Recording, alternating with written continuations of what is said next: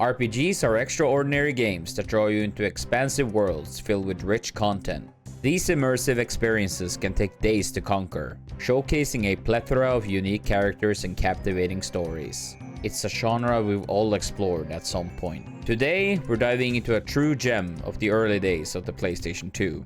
A phenomenal tale of a boy who against all odds courageously saved his entire nation from the dark genie that unleashed chaos on his world. This game earned the title of the Zelda Killer from top video game magazines in the early 2000s. We're talking about Dark Cloud, masterfully crafted by Level 5. A studio you might recognize today as the creative force behind beloved franchises like Professor Layton, Yokai Watch, and Ni no Kuni. Dark Cloud marked their impressive debut and set the stage for a long legacy for the company.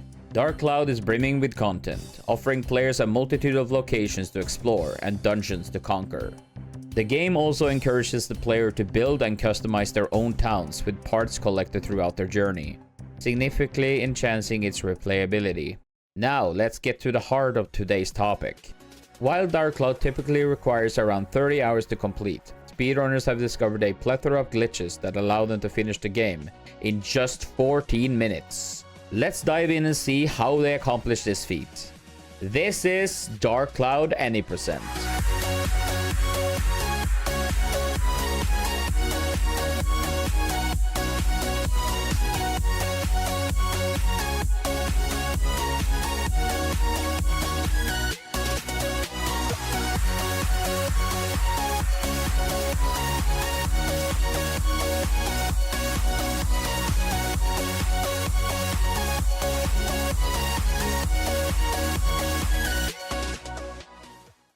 The core gameplay loop of Dark Cloud is all about rebuilding towns destroyed by the Dark Genie. Players embark on an essential quest, diving into each area's dungeons to collect floating orbs known as Atlamillia. These orbs are vital, containing the necessary resources, like people, animals, buildings, and items, to restore the towns to their former glory. Each structure requires specific parts for completion, which makes the pursuit for Atlamillia a top priority. As players journey through these dungeons, they will encounter a variety of enemies and challenges that will test their abilities.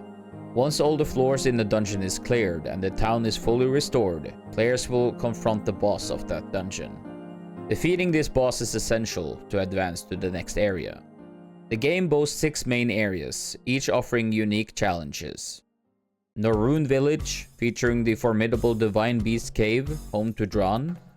Matataki Village, where the wise owl forest awaits, home to Master Utan.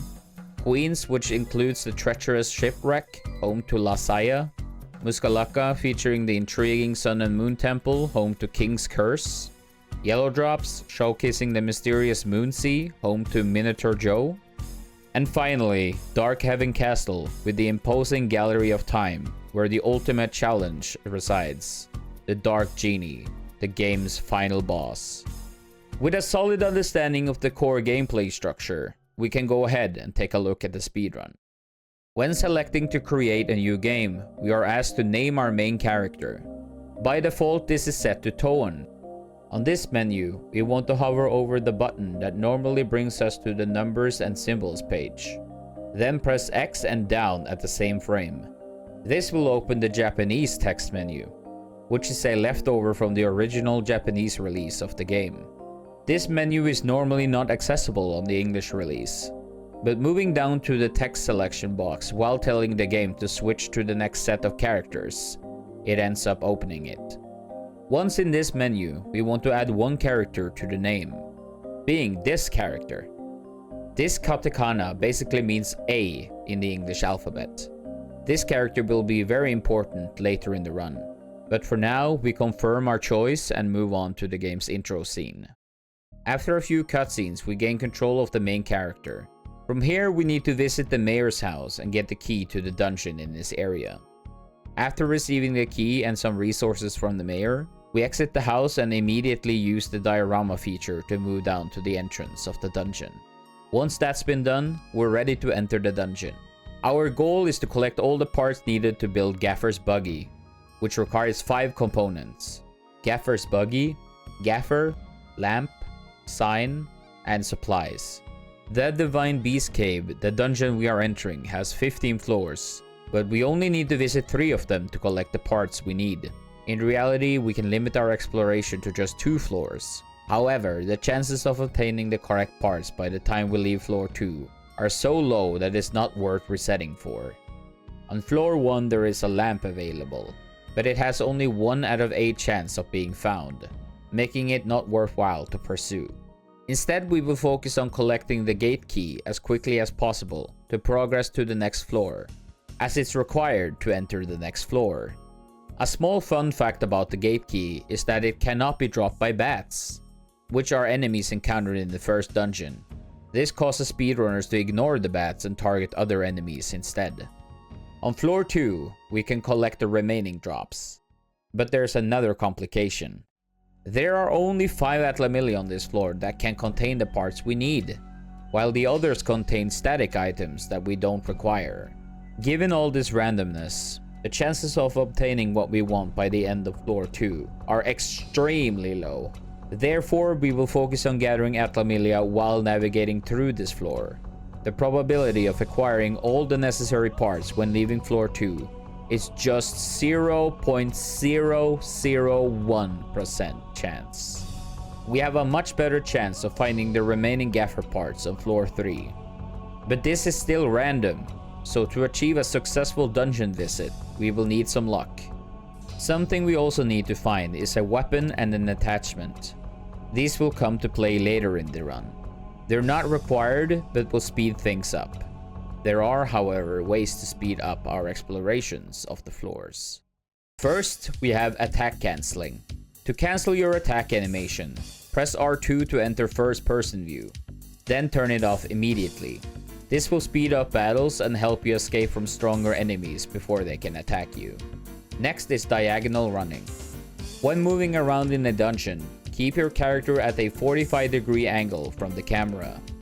This will cause the player to run much faster than if the camera was in a neutral position. This speed increase is due to a vector math error in the game. Simply put, when moving in a 3D space, the player can move in all directions. For example, if the player moves 1 pixel per frame in each cardinal direction and holds up and left on the controller, they will move 1 pixel up and 1 pixel left at the same time, simulating diagonal movement. As a result, the pixels traveled per second is instead 1.4 pixels, causing the character to move approximately 40% faster. This happens because of the calculations done by the Pythagorean theorem, or a square plus b square equals c square. The developers forgot to normalize this vector, which led to this glitch occurring. In this game specifically, we also need to use the camera and hold it at a specific angle depending on the direction we are running in. Because of this, we can only boost our movement speed by 25 to 30%. This trick also works in Dark Cloud 2 and Dragon Quest VIII, both being games made by Level 5. After we've collected all the parts for Gaffer's buggy, we use the escape powder we received from the mayor to get out of the dungeon. Once outside, we quickly assemble Gaffer's buggy and place it in the village. Next, we open the menu and navigate to the manuals section. Then select the Diorama help page. From there, we choose walking in the diorama. At this point, we write some specific data to the memory that relates to the memory address used by Gaffer's shop. We will get back to that in just a little bit. Once that's been done, we then open Gaffer's shop. Next, we position the cursor in the shop's window and press the right button on the D-pad along with X and R1 at the same time to go out of bounds. After this, our cursor will hover over an item without any graphics. This represents the data from the manuals menu we set earlier. Finally, we want to place this item on the site for later. Once that has been completed, we return to the glitch menu in the shop and navigate to the player's inventory. Here we move 4 slots up, which causes the player's inventory to appear empty and glitch out. But it still functions. This is actually the game's data, allowing us to perform some interesting actions. In the top left corner of the player's inventory, we can now see a data representing the character's money. Since our money shows as 0, we then place an escape powder in the slot. Doing so sets our money to 175. This is not a coincidence, as 175 is the item ID for the escape powder we just placed there. With this money slot, we can spawn in any item we want in the game, including glitched items. If you didn't receive a weapon or an attachment during the dungeon run, you can use their respective IDs to spawn them here. Once we have obtained the weapon and the attachments, we can proceed to the next part of the glitch menu.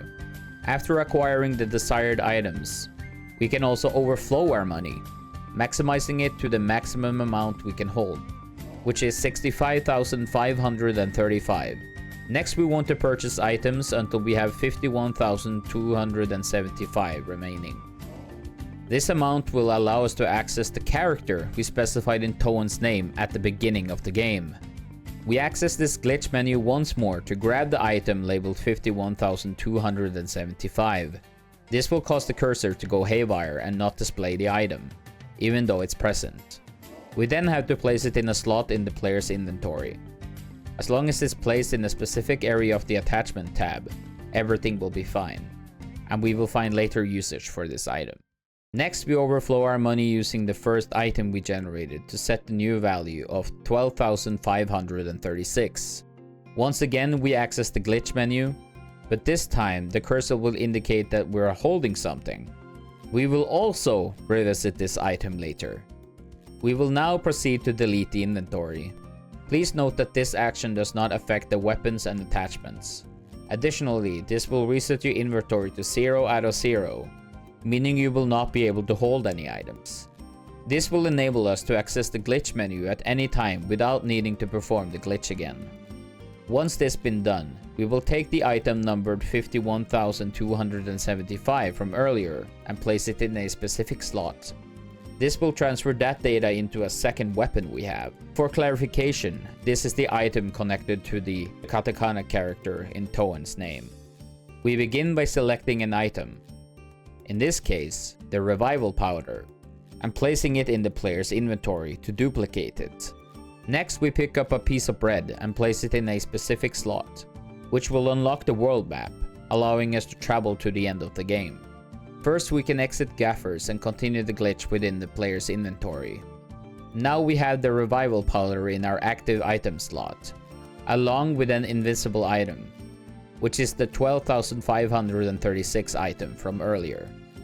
Next, we will merge these two items, placing them on top of each other. This will cause the game to react unexpectedly, resulting in us obtaining 12,536 revival powders. We then need to place this item into our inventory, using the attachment we found or generated through the glitch menu. This action will overflow our inventory with revival powders and reset the number of map visits to each locations on the map. We then want to place the attachment in a certain position in the player's inventory to use it as a visual cue later in the run. Next, we open the map and travel to the final area in the game, which is Dark Heaven Castle. One aspect we haven't discussed much is the side effects of overflowing the inventory with revival powders. In this case, we skip the long cutscene that plays at the Dark Heaven Castle when first visiting the location, allowing us to start using the storage right away. There's something special about this storage system. You can actually access certain memory addresses that you couldn't access with Gaffer's menu. One of these memory values stores the player's save file. In this case, we want to store the weapon fused with the 51,275 item, which corresponds to the character we added to Toan's name at the start of the game. After that, we will place it in a specific slot inside of the storage menu, which is currently out of bounds. When we exit the storage menu and return to the player menu, the cursor will be positioned far out of bounds. In fact, it's just one slot away from the memory address that contains the character in Toan's name. When we select this location, we can visually see the entire name shift slightly to the left. Our goal is to place this glitched item in a specific slot, which will then write data to the player's save file. What this process effectively does is to change the scene the player is on when loading the save file to number 51. The advantage of this is that cutscene 51 will take you directly to the credits cutscene. Exiting the player inventory poses a challenge due to the overflow of items. To resolve this issue, We can use a revival powder and place it in a specific glitch slot. This action will transfer it to the active menu slots, allowing us to exit the inventory. We then need to save the game and then reset the console. Once you load the game and select your save file, the credits scene will play. This is a prime example of how incredible speedrunners are and what they can achieve. It took WordofWind 14 minutes to beat a game that typically takes someone 30 hours to complete. It's nothing short than unbelievable. He didn't do it alone though. The entire Dark Cloud community is filled with brilliant minds who share great interest in the game. If you want to check out more Dark Cloud speedruns, be sure to visit their Discord, which you can find in the description, along with the link to WordofWind's world record video. I want to thank you for watching the video. Please consider sharing it with a friend so they also can learn about the glitch menus of Dark Cloud. I hope you have a great week, and I will catch you in the next video.